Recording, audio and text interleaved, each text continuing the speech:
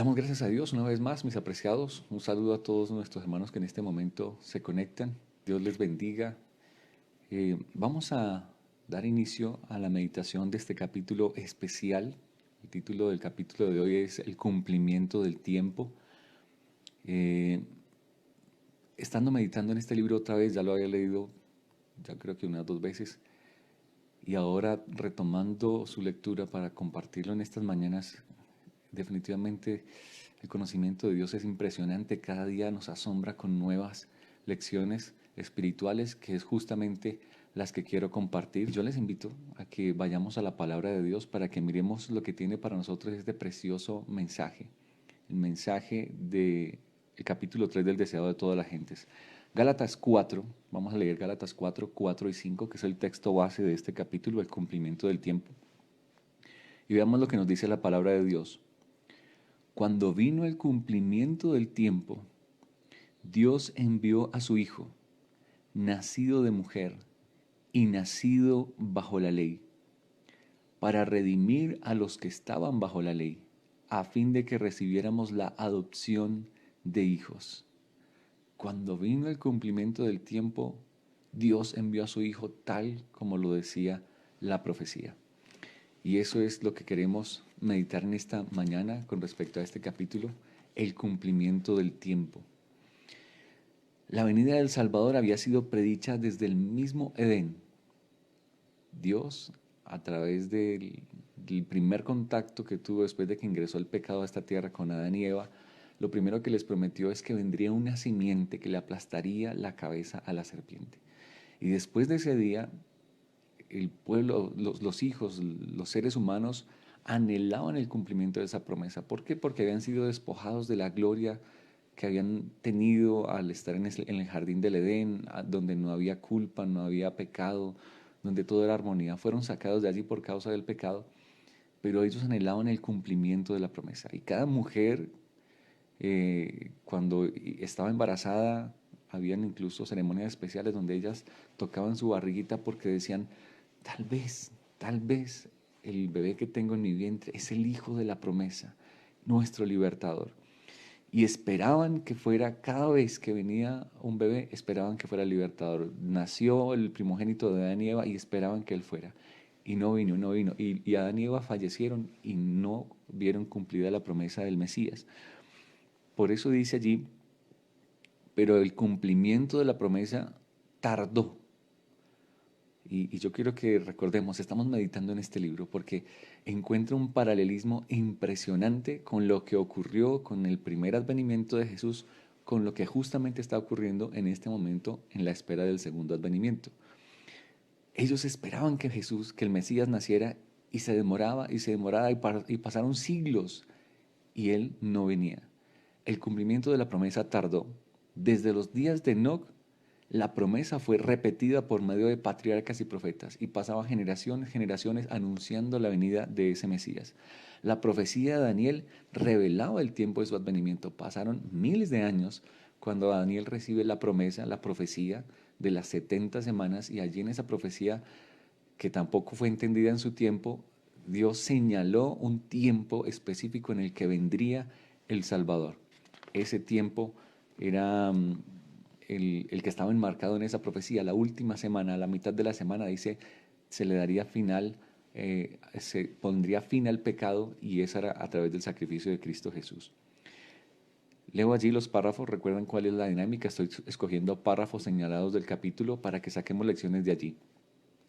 En el mismo día señalado por la promesa divina, todos los ejércitos de Jehová salieron de la tierra de Egipto. Dios señaló una profecía de tiempo, 430 años, 400 años, a los 430 años cumplidos exactamente, salió Israel de Egipto, celebrando la Pascua inicial y cumpliendo la promesa del Señor. Dice, así también fue determinada en el concilio celestial la hora en que Cristo había de venir. Y cuando el gran reloj del tiempo marcó aquella hora, Jesús nació en Belén. Dios tiene un reloj en el concilio celestial para el cumplimiento de sus eventos. Y llegó el momento de ese reloj, llegó y se marcó la hora, y Jesús nació encarnado como un bebé en el vientre de María allí en Belén. Al tal punto que dice aquí que el mundo se había corrompido, se había apartado de Dios. Esa era la condición en la que se encontraba justamente cuando se cumplió el tiempo profético.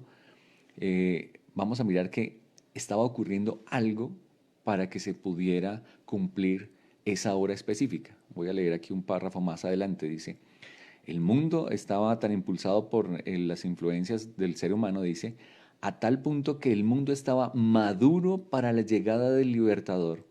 Las naciones unidas bajo un mismo gobierno, un idioma se hablaba extensamente y era reconocido por doquiera como la lengua literaria.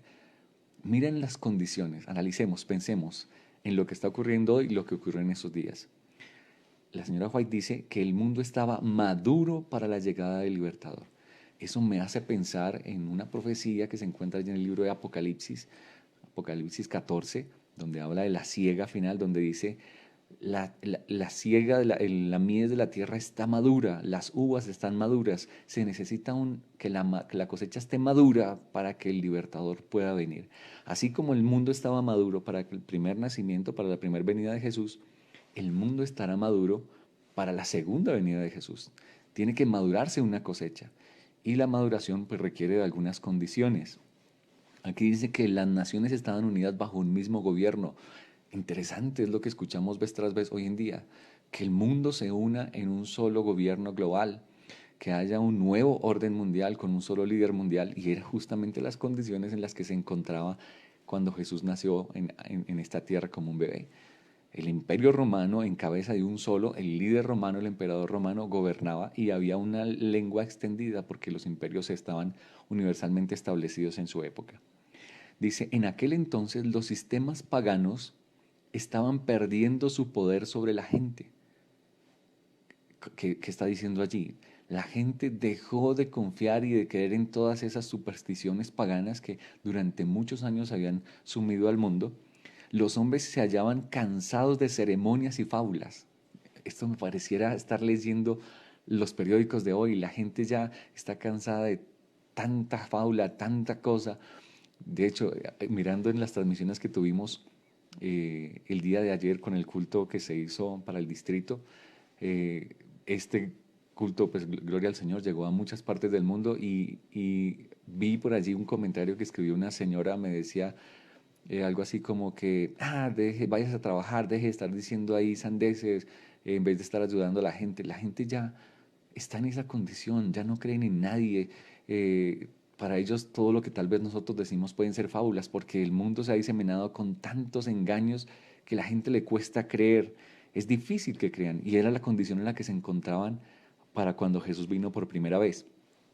Dice, deseaban con vehemencia una religión que dejase satisfecho el corazón. ¿Qué es lo que la gente está buscando? Porque hay tanta incredulidad, porque ya no creen en los pastores y en las iglesias, por la cantidad de engaño que ha habido, porque hay mucha gente que se aprovecha de la fe de las personas para quitarle sus recursos, y era la misma condición en la que se encontraba el pueblo de Dios en esa época. Anhelaban con vehemencia una religión que dejara satisfecho el corazón. Aunque la luz de la verdad parecía haberse apartado de los hombres, había almas que buscaban la luz, llenas de perplejidad y tristeza. Anhelaban conocer al Dios vivo a fin de tener cierta seguridad de una vida allende a la tumba. Eso es la misma experiencia de la gente. La gente está buscando con ansiedad realmente tener un conocimiento de Dios. Querían realmente una religión donde les trajera paz a su corazón, donde les diera una esperanza después de la vida en esta tierra.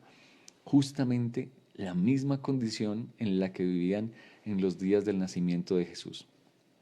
Voy a saltar aquí otro párrafo donde dice, eran hombres que buscaban la verdad y a quienes se les había impartido el espíritu de inspiración. Dice aquí que había fuera de la nación judía, o sea, no era solo parte del pueblo de Dios, en el mundo, mis apreciados hermanos, en el mundo hay personas que tal vez no han tenido contacto con nuestro evangelio, con las doctrinas hermosas de nuestra iglesia, pero que también tienen, dice allí, buscan la verdad y se les ha impartido el espíritu en la inspiración. Personas que tal vez allá en su sinceridad, y vamos a mirar un capítulo posterior de este libro, justamente unos magos, unos sabios que vinieron del oriente, que no pertenecían al pueblo de Dios y que fueron guiados por Dios y de hecho manifestaron una mejor actitud. Lo vamos a mirar en un capítulo posterior. Justamente lo que está diciendo. Hoy en día hay en el mundo personas que en la quietud de sus hogares, que tal vez no han tenido un contacto con nuestro mensaje, el mensaje de los tres ángeles, por ejemplo, y sin embargo Dios los está conduciendo, los está preparando justamente para la venida ya no del Mesías en el pesebre, sino del libertador que vendrá a poner fin al pecado. Entre aquellos a quienes los judíos llamaban gentiles, había hombres que entendían mejor que los maestros de Israel las profecías bíblicas concernientes a la venida del Mesías. Y yo aquí voy a decir algo que espero no toque susceptibilidades dentro de nuestro pueblo adventista. Nosotros muchas veces nos hacemos acreedores de los derechos de autor, por así decir, que solo nosotros tenemos el conocimiento de la verdad y de la profecía bíblica y nadie le puede hacer frente a un adventista. No sea que caigamos en un error, mis apreciados, porque en los días previos a la venida de Jesús, en su primer advenimiento, había, dice aquí, gentiles, personas que el pueblo de Israel, llamado los judíos, llamaban gentiles y que podían incluso entender mucho mejor las profecías que su propio pueblo, que eran depositarios de Moisés, de los profetas, de la ley. No sea que tal vez nosotros nos hagamos orgullosos espirituales creyendo nosotros somos los adventistas del séptimo día. Nadie puede igualar nuestro conocimiento en la interpretación de nuestras profecías, de las profecías bíblicas. Ten cuidado, ten cuidado. Dios puede llamar a cualquier persona para el cumplimiento de su misión y Dios puede llamar a cualquier persona para que pueda entender este mensaje profético. También quiero que no me malinterpreten, no estoy diciendo entonces somos un pueblo especial con una misión especial. Pero Dios también puede llamar a personas allí donde no ha llegado ese mensaje a través de los medios que Él quisiera, a través de sueños, a través de que ellos tengan contacto con la Biblia y el mismo Espíritu que nos la hace clara a nosotros se la puede hacer clara a ellos. Voy a cerrar allí este paréntesis. Dice, pero el fanatismo de los judíos estorbaba la difusión de la luz. Resueltos a mantenerse separados de las otras naciones, no estaban dispuestos a impartirles el conocimiento que aún poseían acerca de los servicios simbólicos. Por esa razón debía venir el verdadero intérprete, aquel que fuera prefigurado por todos los símbolos debía explicar su significado. También una lección importante para nosotros, mis apreciados. No sea que nosotros, por ser depositarios de esta verdad maravillosa, el mensaje profético, por ser portavoces de la ley de Dios, diciendo que es necesario que la guardemos ahora, proclamando ese mensaje de Apocalipsis 14:6. Temed a Dios y darle gloria porque la hora de su juicio ha llegado.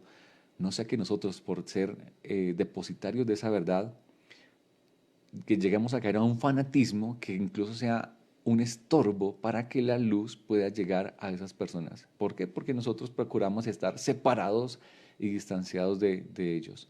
Es un error que cometieron los judíos. No estoy diciendo que como iglesia adventista lo estemos haciendo, pero puede ser que algunos de nosotros, por el celo de querer obedecer a Dios y por presentar un mensaje profético en este tiempo del fin, caigamos en la trampa del diablo de hacer tal separación que se nos olvide que tenemos que rescatar al perdido. Yo he tenido que encontrarme con unos casos tremendos. Dentro de nuestra iglesia hay movimientos dentro de nuestra iglesia que han surgido con la idea de que no, que tienen es que predicarle a los adventistas, al mundo no tienen que predicarles a nosotros para que el pueblo se haga más santo, más perfecto. Y no estoy diciendo que eso no sea el plan. Dios quiere que seamos un pueblo sin mancha, pero no caigamos en la trampa del fanatismo de hacer tal separación que se nos olvide que Dios nos ha llamado a rescatar al mundo que está perdido allá afuera. Dice aquí que en esos días, por esa razón, fue también necesario que Jesús viniera.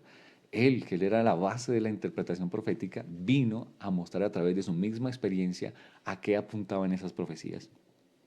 Dice, aunque pocos comprendían la naturaleza de la misión de Cristo, era muy difundida la espera de un príncipe poderoso que establecería su reino en Israel y se presentaría a las naciones como libertador.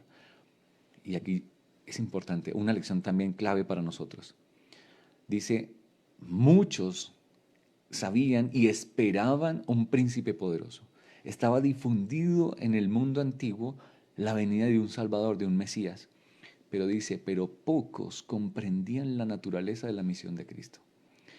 Y lo mismo pasa hoy en el mundo. Muchos esperan un libertador, están esperando que Jesús venga, algunos de manera espiritual, otros dicen que Él ya vino y estableció su reino en esta tierra de manera espiritual, otros que los va a llevar en un rapto secreto y que todo el mundo está esperando.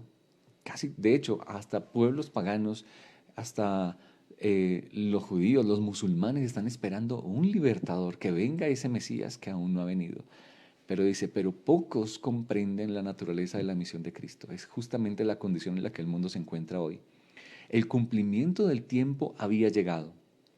La humanidad, cada vez más degradada por los siglos de transgresión, demandaba la venida del Redentor. Miren, yo le he pedido a Dios por esto, para que podamos entender. Hay un paralelismo impresionante. ¿Cómo se encontraba el mundo en aquellos días? Dice, cada vez más degradado por la transgresión. ¿Cómo se encuentra nuestro mundo hoy en día? Cada vez más degradado por la transgresión. Demandaban la venida de un redentor. ¿Qué está clamando el mundo hoy en día? Que venga liberación, y sobre todo por esta crisis que estamos pasando. Pero miren lo que dice aquí. Satanás había estado obrando para ahondar y hacer insalvable el abismo entre el cielo y la tierra. Por sus mentiras había envalentonado a los hombres en el pecado. Se proponía agotar la tolerancia de Dios y extinguir su amor por el hombre a fin de que abandonara al mundo a la jurisdicción satánica. ¡Wow! Esto nos está revelando los planes de Satanás hoy en día. Él no cambia su manera de actuar. Es la misma forma de actuar. ¿Qué está intentando hacer hoy en el mundo? Que el mundo se desboque al pecado, que el mundo se desafore en sus vicios, en sus placeres, y que incluso llame bueno a lo que es malo. Y no quiero entrar de pronto en detalles específicos, pero usted y yo sabemos que hoy en día el mundo defiende prácticas que están en contra a la palabra de Dios y las cubren con mantos de cristianismo y bajo la gracia. ¿Qué está haciendo Satanás con eso? Está llevando al mundo a un punto tal que la tolerancia de Dios se agote y se extinga su amor por el hombre, que fue lo que quería hacer en el pasado. ¿Para qué? Dice, a fin de que se abandonara al mundo a la jurisdicción satánica. ¿Qué es lo que quiere Satanás? Tomar el control de este mundo otra vez. Él quiere llevar al mundo al punto tal de maldad, de depravación, de indolencia, de, de libertinaje, que el mundo, que Dios, que tiene unas medidas que van llegando a su límite. Usted lo puede encontrar en la Biblia. Dios siempre interviene cuando las medidas del mal llegan a un límite, que la medida del mal llegue a tal límite de que Él pueda controlar este mundo otra vez. El problema es que Él no solo quiere controlar el mundo, hay un estorbante en esta tierra que le impide poder cumplir su propósito. Y vamos a mirar lo que dice aquí más adelante. Mediante el paganismo, Satanás había apartado de Dios a los hombres durante muchos siglos, pero al pervertir la fe de Israel había obtenido su mayor triunfo. Y aquí es donde nos está hablando de cuáles son los planes de él para este tiempo. La historia se repite. Él había logrado a través del paganismo que el mundo se doblegara al servicio de Satanás. Pero el objetivo de él, más que el mundo, era el pueblo de Dios. Miren lo que dice aquí. Al pervertir la fe de Israel, había obtenido su mayor triunfo. ¿Qué es lo que quiere hoy con el pueblo de Dios? Porque hoy existe un Israel espiritual. Si Él logra pervertir la fe en este tiempo antes de la venida de Jesús, si logra pervertir la fe del pueblo de Dios, dice, habrá obtenido su mayor triunfo. Todo este conflicto, mis apreciados, el mundo está doblegado, el mundo sigue el camino, el Dios de este siglo, los afanes, los placeres, las modas, llamando bueno a lo que es malo y a lo malo a lo que es bueno. El mundo está está desaforado en esas cosas, pero el plan de Él es pervertir la fe del pueblo de Dios en esta época. Porque si lo consigue, entonces habrá volcado a todo el mundo bajo su mando y entonces logrará obtener el control de esta tierra. Logrará, si es posible, eso sería otro estudio, si es posible salir de este planeta para otra vez hacerse representante nuestro en el cielo. Obviamente Dios no puede permitir eso. Por eso ha dejado un pueblo con una misión especial y con un propósito especial. Sigo leyendo otro párrafo, aquí en el mismo capítulo dice, el principio de que el hombre puede salvarse por sus obras. ¿Cómo es que Satanás quiere pervertir la fe del pueblo de Dios? Como lo hizo con Israel en el pasado. ¿Cómo lo hizo? El principio de que el hombre puede salvarse por sus obras, que es el fundamento de toda religión pagana, era ya principio de la religión judaica. Satanás lo había implantado y doquiera se lo adopte, los hombres no tienen defensa contra el pecado. Tremenda declaración. ¿Cuál es el principio de la religión pagana? ¿Cuál es el principio de la religión pagana? Que el hombre puede salvarse por sus propias obras. ¿Qué fue el éxito que obtuvo con Israel? Que logró implantar ese principio en el pueblo judío. ¿Cuál será el éxito hoy en día? Si él logra hacer, y de hecho yo creo que en gran medida lo ha conseguido en el pueblo de Dios, hacerle creer al pueblo de Dios de que nosotros somos salvos y alcanzamos la salvación es por las obras que desarrollamos, por las ceremonias que hacemos, por las prácticas muy lindas que nosotros tenemos como iglesia adventista. No, yo guardo el sábado, yo devuelvo mis diezmos, yo no como carne, yo cuido mi cuerpo porque es templo del Espíritu Santo. Y gloria a Dios, eso fue lo que Dios nos mandó a hacer. Está bien, pero no puedes caer en la trampa del diablo de que creas que porque haces todas esas cosas es que tienes derecho al cielo. Error fatal. Si estás viviendo una experiencia adventista, guardando una cantidad de requerimientos, creyendo que es que tengo que ser vegetariano para poder ser salvo, y no me malinterpreten, qué bueno que esto está quedando grabado, no estoy diciendo que no lo debamos hacer, debemos vivir un régimen alimenticio como debe ser, pero si estás creyendo que por eso te haces más acreedor al cielo, déjame decirte, no eres más justo que un pagano, porque ese es el principio del paganismo. Y esa es la forma en la que Satanás ha intentado pervertir la fe del pueblo de Dios. Dice aquí, lo implantó en la religión judía y Satanás lo había implantado y donde quiera se lo adopte, incluso en la iglesia adventista del séptimo día, si adoptamos el principio de que somos salvos por las cosas que hacemos, los hombres no tienen defensa contra el pecado. ¿Qué quiere decir esa declaración? ¿Cómo así que no tenemos defensa contra el pecado? Claro, porque tú te estás justificando por tus propias obras. Es decir, no estás buscando a un redentor, a un salvador, a alguien que te justifique, que se llama Cristo Jesús. Y si no necesitas a Jesús para ser justificado, pues no tienes defensa contra el pecado. Tremenda trampa satánica que hoy en día se puede repetir. La religión que habían tratado de guardar, miren lo que ocurrió con el pueblo de Israel en los días de Jesús cuando iban a nacer, la religión que habían tratado de guardar para sí llegó a ser un escándalo. Privaban a Dios de su gloria y defraudaban al mundo por una falsificación del Evangelio. Que el Señor nos ayude, que el Señor nos ayude a nosotros, porque vuelvo y digo, somos muy enfáticos muchas veces en mostrar lo que realmente es un adventista del séptimo día. Y decimos, un adventista del séptimo día es el que cree en estas 28 creencias, en estas 6 doctrinas. Y cuando una persona toma el voto bautismal con 13 puntos, decimos, este es adventista del séptimo día. Ten cuidado, ten cuidado. Eso realmente no es lo que es un hijo de Dios. Porque podemos ser un escándalo, dice aquí. Podemos privar la gloria de Dios y podemos defraudar al mundo diciendo que un adventista del séptimo día es simplemente porque tiene un compendio de creencias y no porque tiene una experiencia viva con Dios. Tristemente, yo conozco personas que hacen parte de nuestra iglesia, años en la iglesia, que profesan las mismas 28 creencias y las mismas 6 doctrinas. De hecho, son fieles seguidores del espíritu de profecía, pero que tienen un carácter más parecido al diablo que gente del mundo. Déjame decirte, esa persona ha sido engañada con el principio del paganismo, creyendo que es justificado porque cree. Y bueno, la justificación es por la fe, pero la fe se tiene que manifestar en una transformación del carácter. Es una trampa que ocurrió en los días previos a la venida de Jesús y es la misma trampa que se repite hoy en los días previos al segundo advenimiento de nuestro Señor Jesucristo.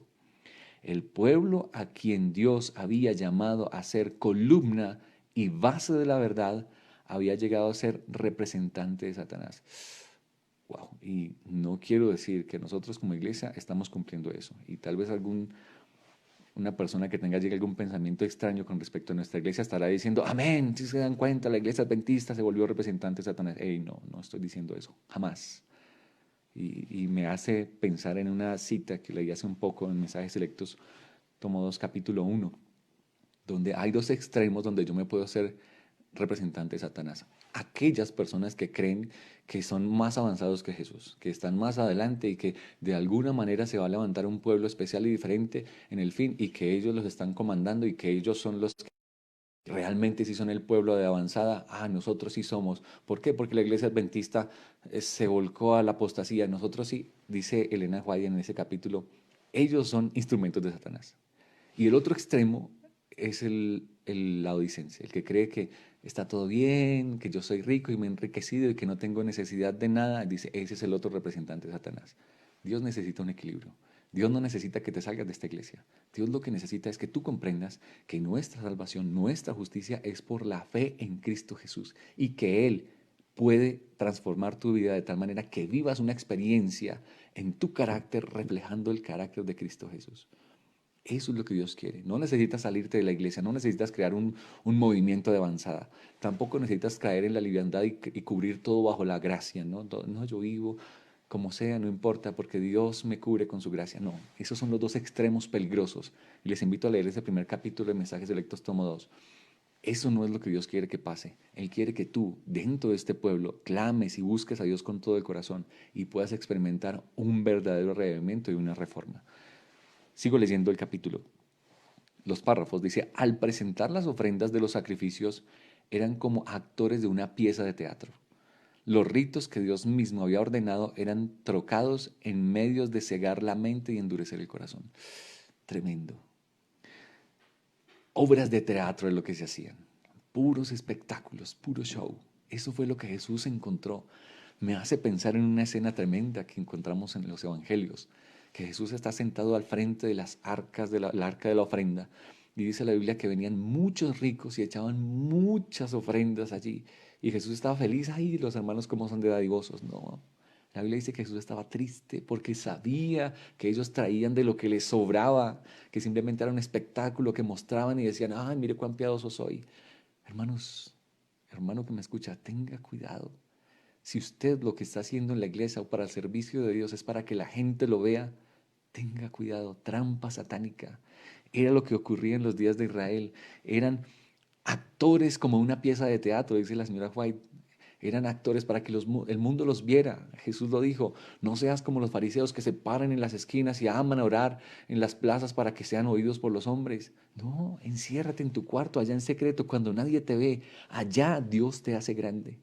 Lo que hace tu mano derecha que no lo sepa la izquierda, pero sí, sirve a Dios, glorifícalo, trabaja por Él, no para la gloria de los hombres. Puede haber personas aquí que me escuchan, que han servido a Dios y que tal vez nunca han recibido un reconocimiento. Yo admiro mucho al diaconado de la iglesia, hermanos diáconos, diaconicias, que son la logística de nuestra iglesia, trabajan, sirven, se mueven por aquí, por allá, parecen hormiguitas, preparando alimentos, atendiendo a la comunidad de la gente y tal vez nunca pasan desapercibidos, nadie los ve. Nadie nunca los para al frente para decirle, hay un reconocimiento especial aquí a la hermana diaconisa que lleva 10 años. No, bueno, sí se hace, pero es muy poco. Normalmente ovacionamos y admiramos a los grandes oradores, los predicadores, los pastores. No, mi apreciado.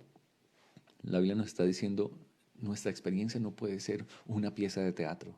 Nuestra obra, nuestra labor, nuestro servicio es para Jehová. Y si lo hago con todo el corazón, realmente estaré sirviendo al que ve y al que te va a honrar aquel día cuando Él regrese. Esa era la circunstancia en la que vivía el pueblo de Israel. Me queda una última página y quiero leer un par de párrafos más que tengo allí subrayados.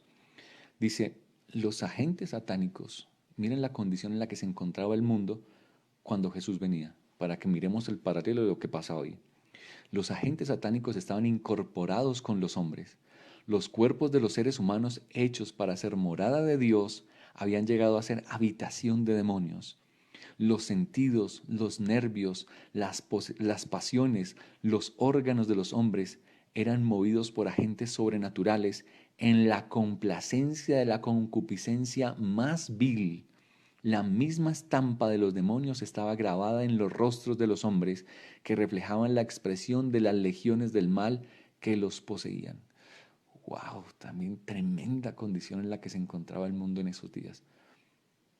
Nada más es que tú salgas a los eventos que promueve el mundo hoy en día. Yo siempre recuerdo una escena que vi cuando viví en Medellín, bajando allí del cerro Nutibara. Había un lugar allá que se adecuaba para unos conciertos que promovía la alcaldía, que también en la ciudad de Bogotá se llevan a cabo y sé que en otras partes del mundo también se hace. Aquí se llama Rock al Parque. Y me paré en un momento solo para mirar. Estaba en la parte alta, había una reja que me permitía ver lo que estaba ocurriendo allá abajo. Una escena, un grupo musical con sus equipos encendidos, con luces, saliendo humo de la plataforma y una cantidad de muchachos todos vestidos de negro, seguramente muchos participando del vicio, de la promiscuidad, bueno, no, de tantas cosas allí y saltando, brincando, incluso algunos empujándose y dándose patadas unos a otros. Y eso es el común de hoy en día. Ya no necesitamos verlos en eventos así, los vemos en las calles. Sus rostros nada más ya muestran la condición en la que este mundo se encuentra. Hermanos, es la misma circunstancia que vivimos hoy. Pero saben, quiero detenerme un poco porque nosotros muchas veces pensamos que los que más están sugestionados y movidos por demonios son esos muchachos que se visten de negro, que se han abierto agujeros en sus oídos, en su nariz, en todas partes, que tienen su cuerpo tatuado y pensamos, uy, sí, los demonios los tienen poseídos. No necesariamente. Puede haber jóvenes en nuestra iglesia que también están actuando bajo efectos satánicos. Aquel muchacho que no tiene interés, aquel muchacho que viene y se sienta en la parte trasera de la iglesia y que está chateando en su celular mientras está ofreciendo una oración, mientras está predicando un servicio, déjame decirte, ese joven también está movido por fuerzas satánicas. No necesita vestirlo de negro, ni dejarle el cabello largo, ni tatuar su cuerpo. En nuestra iglesia también hay personas. Aquella persona que no hace sino poner trabas para que la obra de Dios avance, aquella persona que no hace sino murmurar y quejarse contra sus líderes, que critica en los pasillos, que cuenta cosas, chismea de los hermanos que se encuentran en la iglesia, déjame decirte, esa persona también está actuando bajo influencia del enemigo. Así que cuidado, mi apreciado hermano, no pienses que el demonio está allá afuera, puede estar ingresando a nuestros hogares y ni siquiera lo percibimos. Esa era la condición en la que se encontraba el mundo cuando Jesús estaba a punto de venir por primera vez. Y es la misma condición en la que se encuentra el mundo hoy. Advertencias que el Señor nos hace. El pecado había llegado a ser una ciencia y el vicio era consagrado como parte de la religión. No, mire los periódicos de hoy en día, mire lo que se vive en el mundo cristiano y se va a dar cuenta que es el cumplimiento de exactamente los mismos eventos.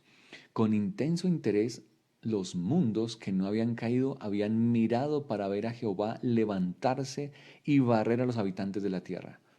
¿Qué estaba el mundo, qué estaba el universo esperando? Al ver la condición en la que se encontraba este planeta en los días previos a la venida de Jesús. ¿En qué momento se levanta Dios y dice, se acabó la gracia, acaben con este planeta? Todo el universo expectante, viendo la maldad en la que se encontraba este mundo, así como lo hacía en los días de Job, que Satanás subía y le decía a Dios, bueno, ¿quién es justo en la tierra? No hay nadie, todos me sirven a mí. Si Dios hubiese hecho esto, Satanás estaba listo para llevar a cabo su plan de asegurarse la obediencia de los seres celestiales. Si él hubiera destruido al mundo en ese momento, que lo merecía porque estaba desorbitado, Satanás hubiera cumplido su propósito. Y es justamente lo que quiere hacer hoy en día. Hacer de que la gracia se acabe, que la tolerancia de Dios llegue a su límite para poder arrasar con este planeta. Pero miren lo que ocurrió. Leo un párrafo más abajo. Dice, pero en vez de destruir al mundo, Dios envió a su Hijo para salvarlo. Aunque en todo rincón de la provincia enajenada se notaba corrupción y desafío, se proveyó un modo de rescatarla. En el mismo momento de la crisis, apreciado, estamos viviendo en crisis. Este mundo está enajenado por el pecado. Dice aquí, en el mismo momento de la crisis, cuando Satanás parecía estar a punto de triunfar, el Hijo de Dios vino como embajador de la gracia divina. Mis apreciados, Dios tiene en este mundo que está enajenado, que en todo rincón se nota la corrupción, también tiene un pueblo embajador de la gracia divina. Y eso somos tú y yo.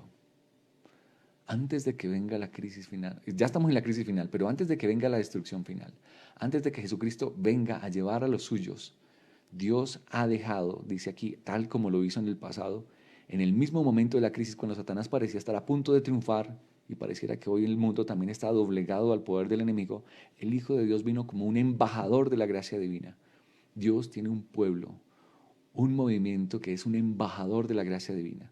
Él nos ha comisionado, hermanos, nos ha comisionado para expandir en el mundo este mensaje de salvación, de gracia, de misericordia, que tenemos que decirle al mundo: mira, Cristo viene pronto, aún hay oportunidad. No podemos seguir allí sentados en el letargo esperando de que algo milagroso ocurra para salir a cumplir con el propósito que Dios nos encomendó. No puedes esperar eso.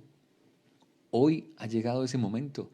Dios nos ha confinado en nuestros hogares. ¿Para qué? Para que pases tiempo con Él, para que te conectes con la fuente de poder y para cuando esta oportunidad nos la dé Dios de salir, salgamos como embajadores de la gracia divina y podamos trastocar, contrarrestar ese poder de Satanás que parece que está a punto de triunfar en el mundo. Esos somos tú y yo, mi apreciado. ¿Tú aceptas ese llamado hoy? ¿Aceptas ese desafío de poder ser embajador de Cristo Jesús? ¿De poder ser embajador de la gracia divina en este tiempo final? Termino con el último párrafo del capítulo. Nadie, excepto Cristo, puede amoldar de nuevo el carácter que ha sido arruinado por el pecado. Él vino para expulsar a los demonios que habían dominado la voluntad. Vino para levantarnos del polvo, para rehacer según el modelo divino el carácter que había sido mancillado, para hermosearlo con su propia gloria. Y ese propósito se mantiene hoy. Jesús ha venido hoy a tu casa para darte a entender que Él es el único que puede reproducir el carácter de Dios en tu vida, para decirte que es el único que tiene el poder de expulsar los demonios, de los vicios y de toda la esclavitud del pecado que te está destruyendo hoy, y para levantarte del polvo, para rehacer según el modelo divino el carácter que ha sido mancillado hasta este momento y para hermosearlo con su propia gloria. Hoy lo viene a hacer una vez más en tu hogar, en mi hogar, en tu vida, en mi vida. ¿Tú quieres permitirle a Dios entrar hoy? ¿Tú quieres que Dios entre hoy a tu vida y que hermosee tu carácter, que te levante del polvo, que si has sido esclavizado por el pecado, que nunca más seas esclavizado?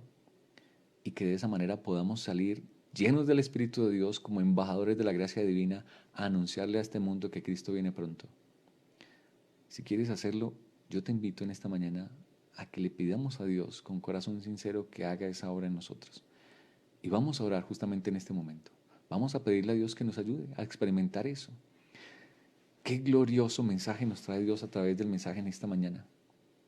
Esa misma experiencia del pasado se repite. Hoy con un pueblo, ya no un Israel local, sino un Israel mundial. Y Dios quiere que tú y yo nos levantemos confiando en la justicia, en la gracia de Cristo Jesús, a hacer lo que por nosotros mismos no podemos hacer. Eso se llama justificación por la fe, el mensaje tan importante que necesitamos en el tiempo de hoy.